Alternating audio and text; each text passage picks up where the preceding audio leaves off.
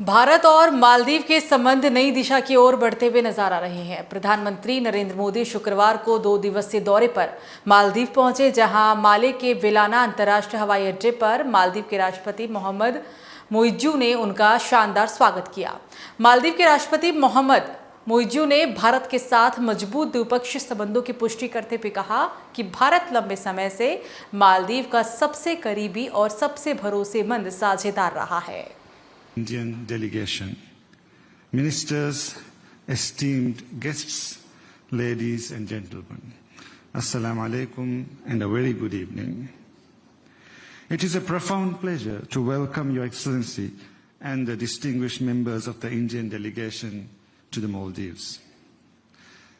My wife and I still carry fond memories of the warmth and generosity with which you received us during our visit to India last October. Tonight, we are delighted to reciprocate that friendship and goodwill in the spirit of the close ties between our two nations. Excellency, first of all, let me convey my heartiest congratulations to Your Excellency on becoming the second longest serving Prime Minister of India today.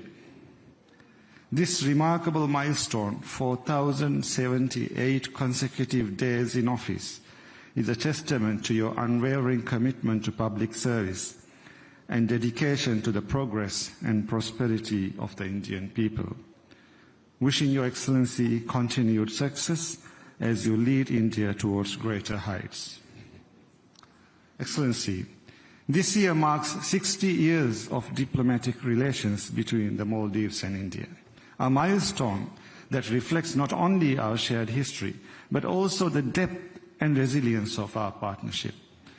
Yet, the bond between our peoples predates diplomatic formalities. For centuries, the Indian Ocean has been a witness to our shared journey.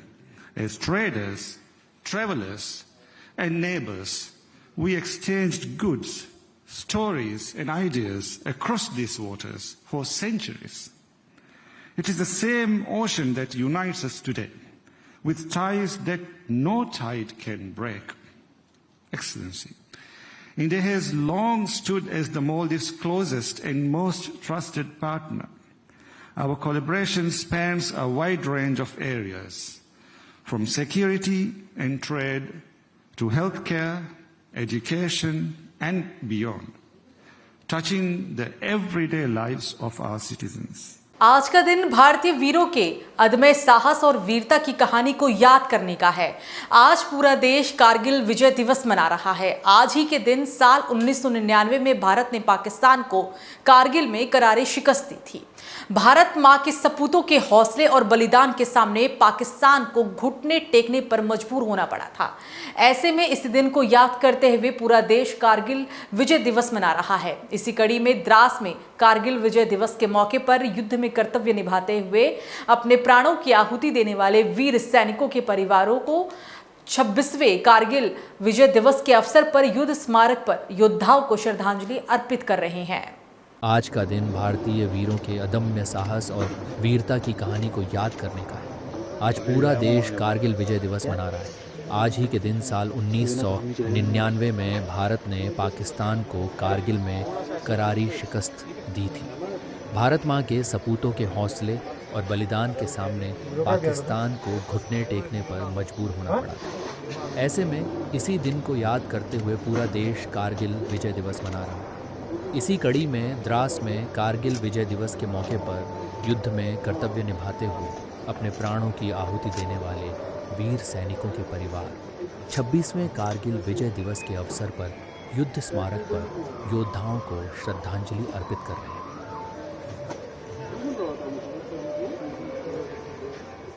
तो लद्दाख के द्रास में 26वें कारगिल विजय दिवस पर पदयात्रा का आयोजन किया जा रहा है और हर तरफ तिरंगे ही लहरा रहे हैं। हवा में देशभक्ति की खुशबू आ रही है और सभी पूरे उत्साह के साथ कारगिल विजय दिवस मना रहे हैं।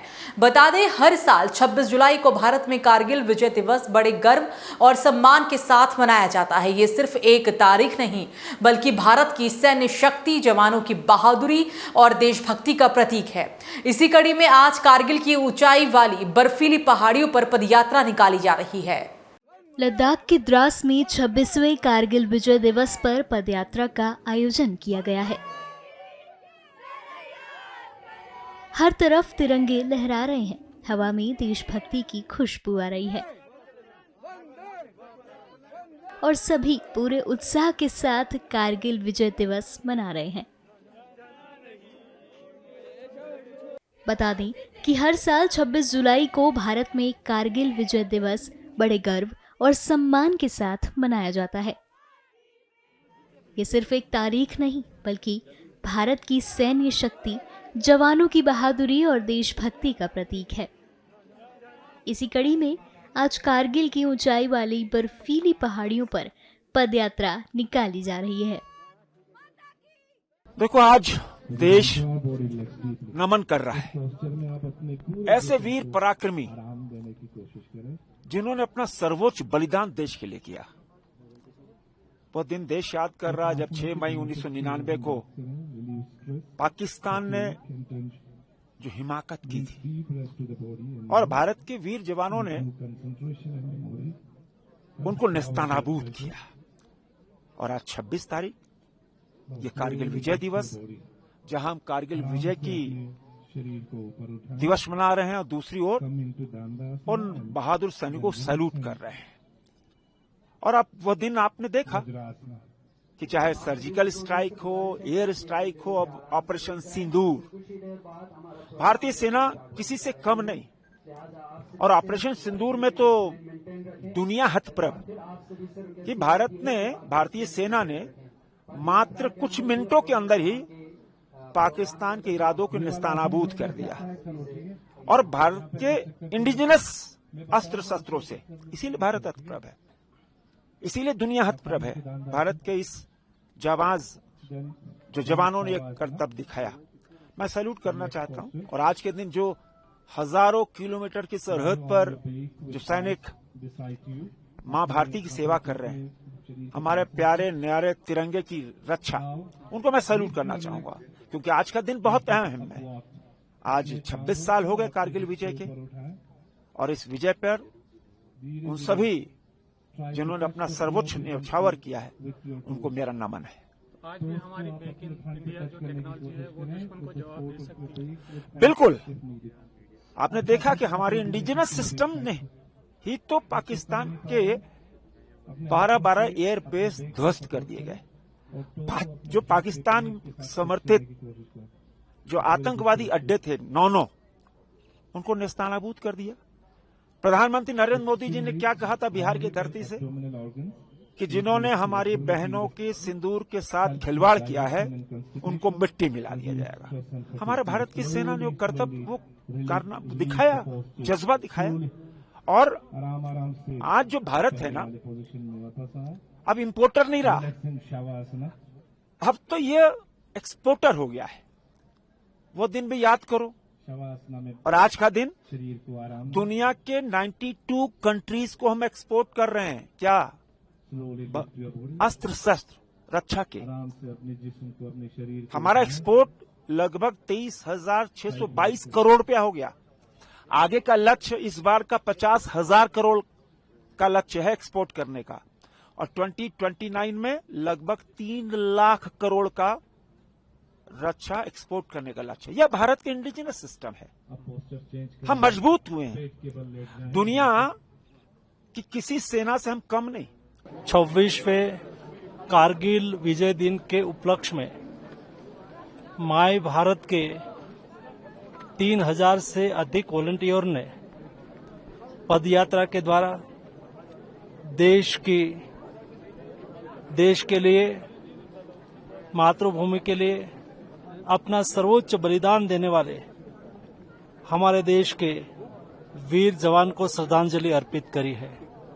मुझे खुशी है कि देश के युवा विकसित भारत बनाने के लिए, अपना दायित्व अदा करने के लिए और शहीदों के प्रति अपना समर्पण भाव व्यक्त करने के लिए ऐसी पदयात्राओं के द्वारा अपना कर्तव्य का निर्वहन कर रहे हैं। तो हरियाणा में 2 दिनों तक चलने वाली सामान्य पात्रता परीक्षा यानी कि सीईटी आज से शुरू हो गई है। सभी जिलों में एग्जाम सेंटर बनाए गए हैं। पहली पारी में परीक्षा सुबह 10 बजे शुरू हुई। सीईटी परीक्षा को पारदर्शी, सुचारू और निष्पक्ष संचालन को सुनिश्चित करने के लिए प्रशासन ने व्यापक उपाय किए।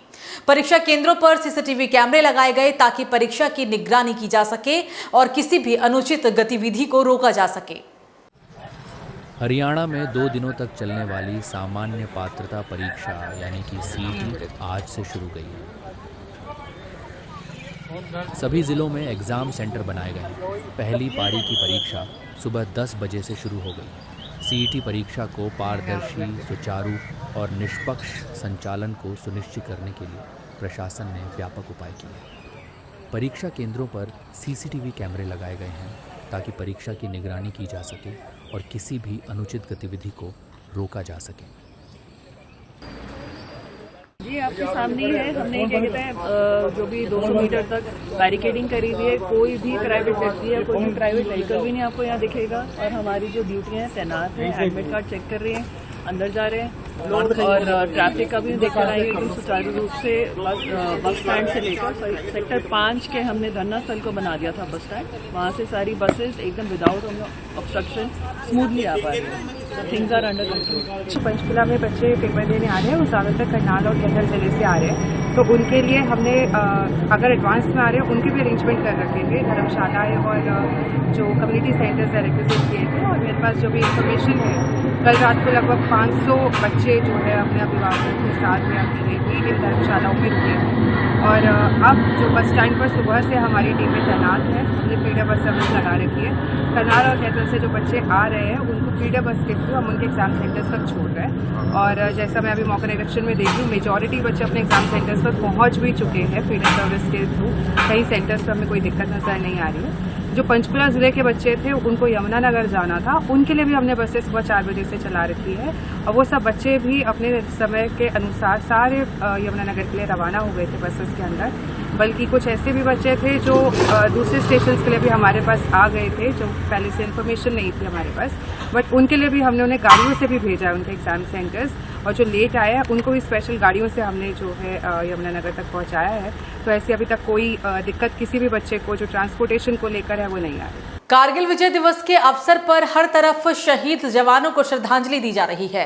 उत्तराखंड के राज्यपाल लेफ्टिनेंट जनरल गुरमीत सिंह ने राजधानी देहरादून में शहीद जवानों को नमन किया और श्रद्धांजलि अर्पित की।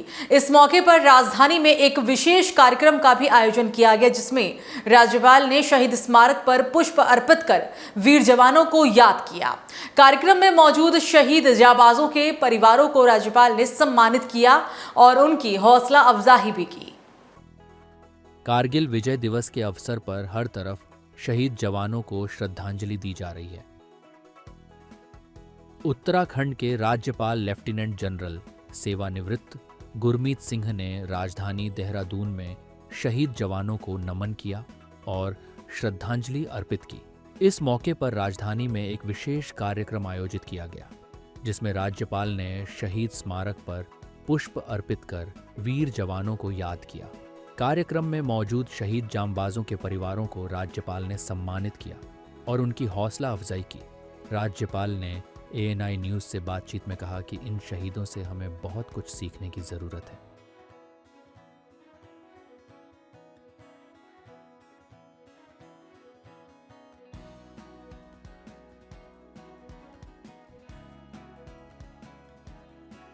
आज देहरादून के शौर्य स्थल के अंदर में पूरा परिवार इकट्ठा हुआ है।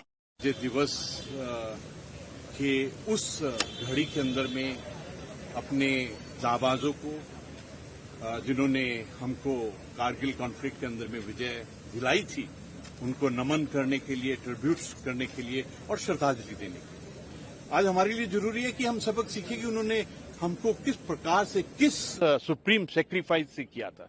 आज जब हम डाटा को देखते हैं, डिटेल्स को देखते हैं, तो ऐसा लगता है कि 527 हमारे जवानों ने प्राणों की आहुति दी थी और इस जंग के अंदर में, इस कॉन्फ्लिक्ट के अंदर में 265 को अवार्ड दिया था। हर एक अवार्ड हम सबके लिए एक एग्जाम्पल है, हम क्या सबक सीखे उनसे। हर एक जिन्होंने वीर गति प्राप्त की थी, हमारी जिम्मेवारी बनती है कि हम उनके परिवार को, जो वीर नारी हैं, उनके वीर परिवार हैं, उनके जो बच्चे हैं, उनकी किस प्रकार देखभाल करें। आज हम सबके लिए एक संकल्प लेने का दिन है और हमारे लिए ये भी सबक लेने का एक दिन है कि जो उन्होंने हमको उदाहरण दिया डेडिकेशन का, कमिटमेंट का, किस प्रकार से अपना कार्य करना चाहिए। अगर हम अपने आप को उस समय में ले जाते हैं तो देखते हैं कि वो बहुत विपरीत स्थितियां थी, very difficult environment was there और उस जगह के अंदर में कारगिल हाइट्स, तोलोलिंग, मस्को वैली और 0.4875 5000 से ज्यादा जो मीटर की ऊंचाई वाले पहाड़ हैं, उन in spite of all this thing they give success to the nation। बात करेंगे यूपी के रामपुर की, जहां पे रामपुर बिलासपुर के मीडिया हॉस्पिटल पर लगा ऑपरेशन कर किडनी निकालने का डॉक्टर पर गंभीर आरोप। डीएम से लेकर मुख्य चिकित्सा अधिकारी यानी कि सीएमओ से प्रार्थना पत्र देकर कार्रवाई करने की मांग की गई है। साथ में इस मामले में स्वास्थ्य विभाग के मुख्य चिकित्सा अधिकारी ने जांच कर एक टीम का भी गठन कर दिया है। ये है साहब, वो मैंने ऑपरेशन करवाया था मेडिमा हॉस्पिटल, हमारे हॉस्पिटल में। अच्छा। और उसमें लीवर के पास में पच पड़ गई थी जी। और उसके बाद उन्होंने मेरी किडनी, अब मुझे पता ही चला 1 साल के बाद, तो मैं गया था बरेली शरद के यहाँ, तो वहाँ पे अल्ट्रासाउंड करा, उन्होंने कहा है ही नहीं। क्या नहीं है? गुर्दा आपका, किडनी गायब है। किडनी गायब है। फिर आपने इन लोगों से पूछा? मैंने रामपुर कराई उन 2 भाइयों में अल्ट्रासाउंड। हाँ, अल्ट्रासाउंड, तो वहाँ पे भी यही हुआ कि नहीं है, किडनी गायब है। किडनी गायब है। अच्छा। हाँ। तो ऑपरेशन कब कराया था? कितने साल? 22 में। 2022 में। हाँ। फिर तो पता कब लगा आपको किडनी गायब है? अभी महीना 1-2 महीने हो गए। जब मैं मेरे गुर्दे में दूसरे में दर्द हुआ तो मैं बरेली गया था। बरेली जाकर मैंने अल्ट्रासाउंड करवाया शरद के यहाँ, तो उन्होंने मुझसे बताया डॉक्टर साहब ने, शरद साहब ने, कि तुम्हारा गुर्दा नहीं है। तो वहीं कन्नौज में संसदीय क्षेत्र पहुंचे पूर्व सीएम अखिलेश यादव। पार्टी नेता राजेश पाल के घर पहुंच व्यक्त की शोक संवेदना। थोड़ी देर रुक गौरी शंकर मंदिर जा रहे अखिलेश यादव को सपा नेता कैश खां ने रोका। कैश के कहने पर पूर्व सीएम ने अपना काफिला रोक दिया था। सपा नेता के गेस्ट हाउस में थोड़ी देर अखिलेश वहां पर रुके। यहां अखिलेश यादव के समर्थन में जमकर नारेबाजी भी की गई। कैश खां के गेस्ट हाउस से नगर अध्यक्ष के घर के लिए अखिलेश यादव निकल गए। तो वहीं बिजनौर में बरेली से हरिद्वार कावड़ लेने जा रहे कावड़ियों के जत्थे से एक कावड़िये की तबीयत खराब होने पर उसे उपचार के लिए डॉक्टरों के यहां पर लाया गया। आरोप है कि डॉक्टर के द्वारा गलत इंजेक्शन लगाने से उसकी मौत हो गई। साथ ही कावड़िया की मौत के बाद कावड़ियों ने अपना रोष प्रकट करते हुए पुलिस के खिलाफ जमकर नारेबाजी कर जाम लगा दिया। सीओ नगीना पुलिस बल के साथ मौके पर पहुंचे। डॉक्टर के खिलाफ कार्रवाई करने का आश्वासन देकर कावड़ियों को शांत किया गया और शांति व्यवस्था बहाल की गई। तो वहीं बुलंदशहर में पुलिस ने पेश की ईमानदारी की मिसाल। पुलिस ने 8,50,000 रुपए खोजकर किए मालिक के हवाले। शख्स 8.5 लाख रुपए लेकर गांव चक बैरमपुर के लिए निकला था। रास्ते में उसका बैग फट गया था। बैग से उसके सारे पैसे गिर गए थे। जहांगीरपुर पुलिस ने नकदी खोजकर पीड़ित को सुपुर्द किया। पीड़ित ने पुलिस की प्रशंसा कर उनका धन्यवाद दिया। तो वहीं अगली खबर अलीगढ़ से, जहां पर विजिलेंस टीम पर चेकिंग के नाम पर अवैध वसूली का गंभीर आरोप लगा। पीड़ितों के साथ एमएलसी चौधरी ऋषिपाल सिंह ने विजिलेंस कार्यालय पहुंचकर कड़ा विरोध जताया। अलीगढ़ में विजिलेंस टीम की कार्यशैली पर सवाल खड़े हो रहे हैं। किसानों और आम नागरिकों का आरोप है कि बिजली चेकिंग के नाम पर विजिलेंस टीम के कुछ सदस्य सुबह सवेरे दबिश देकर 15 से 20,000 रुपए तक की जबरन वसूली कर रहे हैं। स्थानीय लोगों का आरोप है कि ये कार्रवाई आतंकवादियों जैसी होती है। बिना किसी लिखित आदेश के टीम घरों में घुसती है, घरों में बच्चे और महिलाओं को डराते धमकाते हैं और शासनादेश की खुली अवहेलना भी करते हैं। मेरा नाम प्रवीण चौधरी है सर, मैं आगरा से आया हूँ अभी। कौन से गांव का मामला है? टोंडपान। टोंडपान में कौन सी टीम गई थी? बिजली विभाग से कोई टीम बता रहे हैं कि विजिलेंस वाले हैं, और मैं तो था नहीं, मैं आगरा था, अपना ड्यूटी गया था और पापा जी खेत में थे। पीछे से अपना किवाड़ खोल के वो अंदर घुसे हैं, ठीक है, अंदर घुस के वो अपना वीडियो बनाते डोल रहे हैं। मेरी वाइफ नहा रही थी बाथरूम में, ठीक है, बाथरूम में नहा रही तो वॉशिंग मशीन का फोटो खींच रहे हैं वो। मेरी वाइफ कह रही है ये क्या कर रहे हो तुम, किवाड़ खोलते हुए अपने आप ही अंदर भागे डोल रहे हैं। आपके घर पर बिजली का कनेक्शन नहीं है? हाँ, बिजली का कनेक्शन है मेरा, मैं हर महीने बिल जमा करता हूँ, मेरा हर महीने बिल जा रहा है। तो आपसे कोई डिमांड वगैरह करी थी फिर इस विभाग के लोग? हाँ, डिमांड मेरे पहले भी मैं दे चुका हूँ, यहाँ पहले 15,000 रुपये पहले दे चुका हूँ पहले। किसको दिए थे? यहाँ से कोई सरकारी कोई वो था, टीम था, वहीं से मैंने 15,000 रुपये दिए थे जब फैसला कटा था। ठीक है, अभी मैं आगरा से आया हूँ, यहाँ मेरे ताऊजी वगैरह सब यहाँ मांग रहे हैं पैसे सबसे। किसी ने दिए हैं पैसे और उन्हें? हाँ, लेकिन मेरे भाई ने पिछली बार दिए थे 80,000 रुपये। तो वहीं लखीमपुर खीरी में भारी संख्या में बीजेपी कार्यकर्ता और व्यापार मंडल के पदाधिकारी पहुंचे विद्युत उपखंड कार्यालय। आपको बता दें कि एसडीओ और जेई का किया गया घेराव। बिजली कटौती पर काफी आक्रोश देखने को मिला है। व्यापारियों ने कहा है कि बार बार बिजली जाने की वजह से उनके व्यवसाय ठप हो रहे हैं, उनको भारी नुकसान पहुंच रहा है। बीजेपी नेताओं ने चेताया, यदि बिजली कटौती पर अगर रोक नहीं लगी तो आने वाले समय में एक बड़ा आंदोलन किया जाएगा। लखीमपुर खीरी जिले के पलिया शहर के विद्युत उपकेंद्र का ये मामला है और बिजली कटौती की वजह से लोग परेशान हैं। जल्द समाधान की मांग की गई है। बिजली संकट पर नाराजगी चरम सीमा पर दिखाई दे रही है। पलिया शहर में लगातार लोगों में गुस्सा बढ़ रहा है। घोषित बिजली कटौती से आम जनमानस परेशान है। तो वहीं अलीगढ़ में पीड़ित महिला ने पति और उसके बड़े भाई पर एसएसपी से शिकायत की। पीड़ित महिला का आरोप है कि पति गलत तरीके से उसके साथ शारीरिक संबंध बनाता था। शारीरिक संबंध बनाने का वीडियो अपने दोस्तों को वो दिखाया करता था। पीड़ित का आरोप है जेठ जबरन दुष्कर्म करता है और नंदोई छेड़खानी करता है। विरोध करने पर पति और उसका भाई उसके साथ मारपीट करते हैं। पीड़ित महिला एसएसपी से लिखित शिकायत दर्ज करने के लिए पहुंची। पति और जेठ पर मुकदमा दर्ज कराने की उन्होंने मांग की है। अलीगढ़ के थाना ऊपरकोट इलाके के भूजपुरा आशिगली की रहने वाली बताई जा रही है महिला। तो वहीं बिजनौर में ट्रेन से कटकर एक व्यक्ति की दर्दनाक मौत के बाद परिवार में कोहराम मच गया। मौत की खबर सुन परिजनों में रो रो कर उनका बुरा हाल है। आपको बता दें कि घटना के बाद मौके पर लोगों की भारी भीड़ जमा हो गई। पुलिस ने शव को कब्जे में लेकर पोस्टमार्टम के लिए भेज दिया। इस घटना के बाद से ही परिजनों का रो रो कर बुरा हाल मचा हुआ है। यह महेंद्र पुत्र श्री मंगू सिंह निवासी ग्राम रवाना शिकारपुर का एक आदमी था जो इस पर रेलवे ट्रैक पर कट गया है। पुलिस मौके पर मौजूद है, डेड बॉडी सील कर रहे हैं और यह हादसा हुआ। तो अगली खबर भी रामपुर से ही, जहां पर कारगिल दिवस के अवसर पर राज्य मंत्री बलदेव सिंह औलख जी ने अपने विधानसभा बिलासपुर के नवाबगंज में शहीद सरदार बलजीत सिंह की प्रतिमा पर माल्यार्पण कर श्रद्धांजलि अर्पित की है। साथ ही उनके परिजनों को शॉल ओढ़ाकर सम्मानित भी किया है।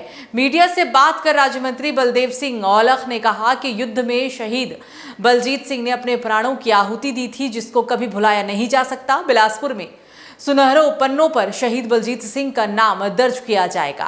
बिलासपुर में एक नवाबगंज गांव है और एक बहुत नौजवान होनहार जवान था जिसने दुश्मनों के छक्के छुड़ाकर और अपने आप को शहीद कारगिल में हुए।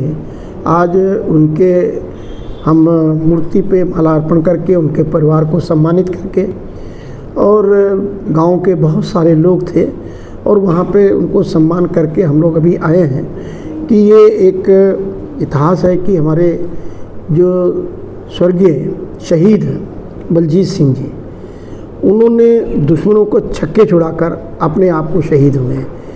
मतलब पूरी ताकत के साथ लड़कर और दुश्मनों का मुकाबला कर ये जो शहीद हुए हैं, ये उन्होंने अपनी वीरता को दिखाते हुए इनका पूरा सम्मान मतलब सरकार की तरफ से भी और हम लोग सारे जितने भी यहाँ पे जनमानस है उनका सम्मान करते हैं। हमेशा हर साल उनकी कारगिल शहीद दिवस पर हम लोग सब उनके वहाँ पे जो उनकी हमारे नवाबगंज में एक चौराहे पे उनकी मूर्ति लगी हो, सब लोग हम उनको माल्यार्पण करते हैं, उनके परिवार का स्वागत करते हैं, उनका धन्यवाद देते हैं कि उनके भाई एक माँ और बाप का बेटा जिन्होंने देश की लड़ाई करते शहीद हुए। बहुत कम लोग ऐसे खुशनसीब होते हैं कि जो देश के लिए लड़ते हैं और देश के लिए शहीद होते हैं और देश के लिए अपनी प्राण देते हैं। ये उनमें शहीद बलजीत सिंह का नाम स्वर्ण अक्षरों में बिलासपुर के रामपुर में स्वर्ण अक्षरों में लिखा हुआ है। तो वहीं बुलंदशहर में पुलिस का ऑपरेशन देखने को मिला है। पुलिस का ऑपरेशन लंगड़ा लगातार जारी है। पुलिस और बदमाशों के बीच मुठभेड़ हुई। पुलिस मुठभेड़ के दौरान दोनों ओर से फायरिंग की गई थी। बाल हालांकि पुलिस की टीम इसमें बच गई। ये पूरा मामला गुलावठी कोतवाली का है। पुलिस मुठभेड़ के दौरान 2 शातिर लुटेरे घायल हुए। उपचार के लिए दोनों ही लुटेरों को अस्पताल में भर्ती कराया गया। घायल बदमाशों की पहचान वकील अलवी और आमिर के रूप में हुई है। इन बदमाशों के द्वारा बीते 6 जुलाई को तेवतिया कॉलोनी में ट्रांसफार्मर लूट की वारदात को अंजाम दिया गया था। आरोपियों के कब्जे से ट्रांसफार्मर का तार, एक बाइक, एक तमंचा, चोरी के कई उपकरण भी बरामद किए गए। आरोपी वकील अलवी का एक लंबा आपराधिक इतिहास रहा है। उसके ऊपर कुल 20 मुकदमे दर्ज है। तो वहीं आमिर पर 2 मुकदमे दर्ज हैं। थाना गुलावठी कोतवाली और स्वाट टीम के जॉइंट ऑपरेशन में मुठभेड़ के दौरान ईसपुर पुलिया बराल सोकाटा रोड से दोनों को ही गिरफ्तार किया गया। तो वहीं बुलंदशहर में इस्लाम धर्म छोड़ युवती शाजिया ने सनातन धर्म अपनाकर शादी रचाई है। अग्नि को साक्षी मानकर लिए 7 फेरे। जीने मरने की युवती ने कस्में खाई। दिल्ली की रहने वाली बता जा रही है युवती। बता दें कि हसमुद्दीन ने गाजियाबाद निवासी और उनके साथ आर्य समाज मंदिर खुर्जा में शादी कर लिया। मुस्लिम समाज में सिर उठाकर महिलाओं को जीने की नहीं है इजाजत, ये बड़ा आरोप युवती के द्वारा लगाया गया। आज सनातन धर्म अपनाने के बाद आजादी की खुशी मिली, ये शाजिया ने कहा। सुनील सोलंकी विश्व हिंदू परिषद प्रांत के परिवर्तन प्रमुख ने विवाहित जोड़ों को आशीर्वाद दिया। तो वहीं कुशीनगर में पुलिस ने 2 होटलों पर छापेमार कार्रवाई की। छापेमारी में पुलिस ने 10 महिलाओं और 6 लड़कों को पकड़ा। स्थानीय प्रशासन और पुलिस को देह व्यापार की सूचना मिली थी और इसी सूचना के आधार पर यह कार्रवाई की गई। पर्ल होटल और उत्सव मैरिज लॉन पर छापेमार कार्रवाई हुई। मजिस्ट्रेट व सीओ के अलावा यहां पर कस्या थाना अध्यक्ष के नेतृत्व में कार्रवाई हुई थी। कस्या थाना क्षेत्र के देवरिया कस्या मार्ग पर स्थित दोनों होटलों पर छापेमारी हुई है। चलिए बात करेंगे अब देवभूमि के खबर की। अगली खबर लालकुआं से, जहां त्रिस्तरीय पंचायत चुनाव प्रचार के अंतिम दिन 22 जगह बम्पर सीट से जिला पंचायत सदस्य प्रत्याशी दीपा कमलेश चंदौला ने जुलूस निकालकर शक्ति प्रदर्शन किया। इस दौरान सैकड़ों की संख्या में छोटे बड़े वाहनों के काफिले के साथ जिला पंचायत क्षेत्र के विभिन्न मार्गों पर जुलूस निकालकर प्रत्याशी दीपा कमलेश चंदौला और चुनाव चिन्ह कप प्लेट के पक्ष में जमकर नारेबाजी भी की।